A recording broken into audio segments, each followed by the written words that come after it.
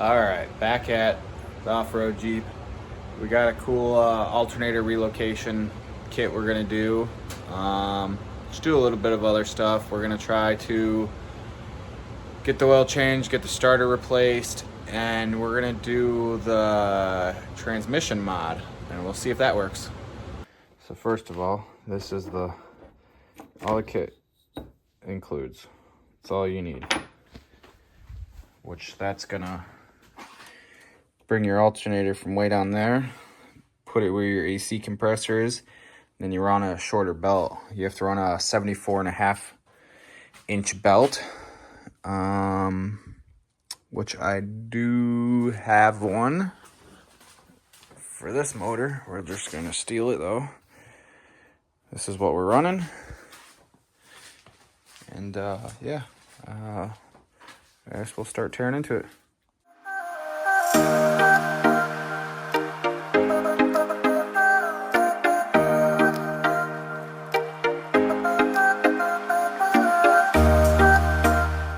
Alright, I messed up and I wasn't recording.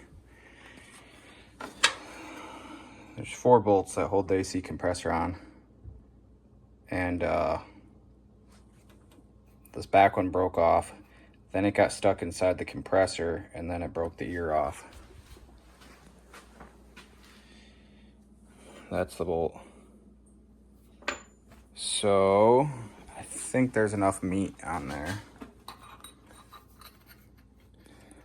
to bolt it on still. And I'll try to get you to see the bottom of it.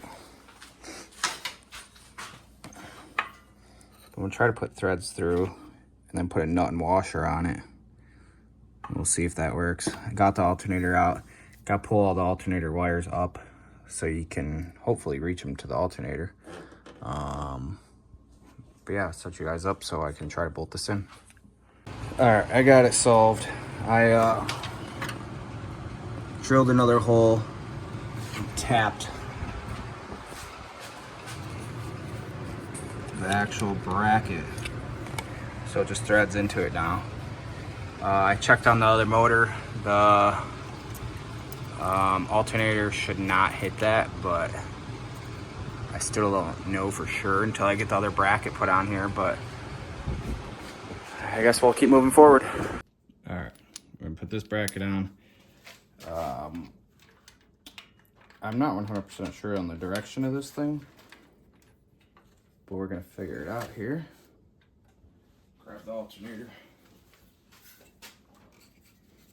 Try to fit it in here.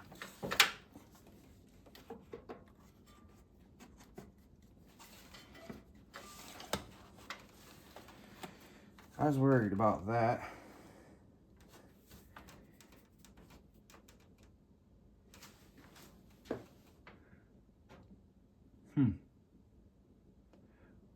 The other Jeep has a different radiator hose that I swapped out for, I don't remember the model, I'm gonna have to look it up, but it actually comes back, loops around the AC compressor. I think I'm gonna have to do the same thing to this one.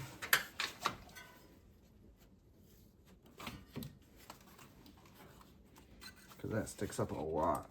Let's get the alternator bolted in and find out, I guess.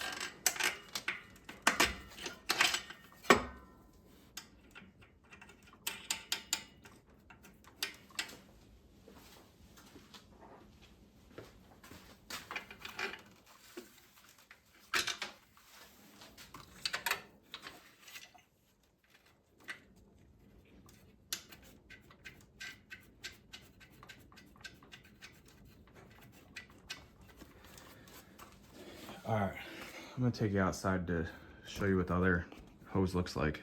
So this is on the black Jeep, the Jeep that the motor's going in. This is a Dodge Durango alternator.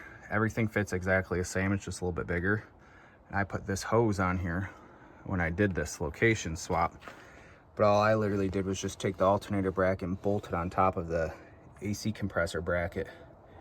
And it's been like this for years, and this uses like a 77-inch belt. And you can see the alternators flipped around the other direction, so I'm I'm gonna have to order this radiator hose. All right, got the alternator all hooked up.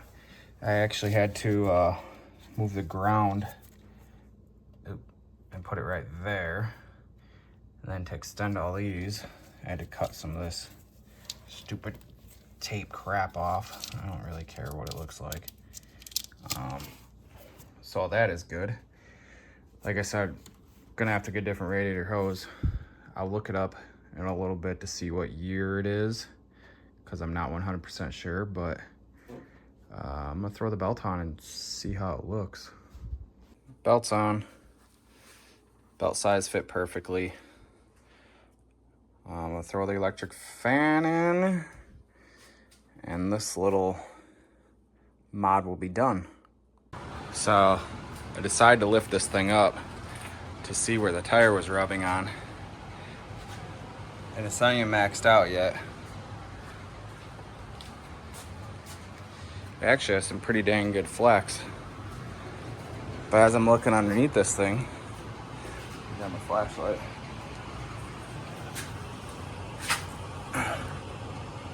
U-joint is cooked. You can see all the needle bearings are sitting right there.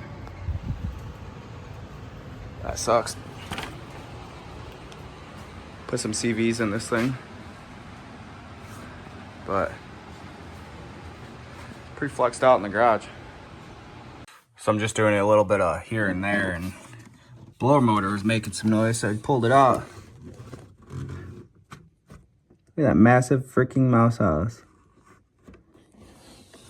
This thing sat for a long time before I got it. And I know the interior smelled like mouse, and maybe that will help if I clean that shit out. Pretty nasty. All right, so we're making this automatic transmission. So you have to make it shift manually. Obviously you have the 1, 2, and then 3, and then drive, if you can even see that. If you put it in first gear, it will end up shifting to second gear.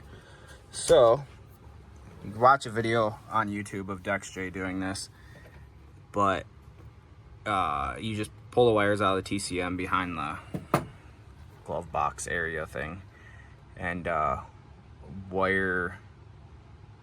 I'm not going to get into details with that. You can go watch his video. I'm going to wire all that up. I'm putting 2 switches right here. One for the turn the transmission on and off, one for the electric fans. And then our second gear flip switch, I'm going to mount to the actual shifter somewhere. I'm not sure how I'm going to do that yet. But yeah, I'm going to get some wires ran, I guess, up to the shifter here. All right, so key's on right now. Oh, key's not all the way on. Now it's on. So light's glowing. That means the TCM that's up underneath here is turned on. So we'll have full automatic. We could flip this off when we have this. Crap. So when we're all the way down in first gear, TCM off, it will not shift out of first gear. When we flip this, it actuates the second gear solenoid. So we're still in first gear, flip it, takes a couple seconds, we'll shift into second gear, and then you can just bump up and it will go into third. We just have to remember to keep that one turned off when the vehicle's not on, because that solenoid will stay on the whole time. As far as just regular driving, we can keep it in full auto as long as the switch is glowing. This switch, I am powering it next up to the fan, and we're gonna bypass the actual fan also on this Jeep. So I guess that's it.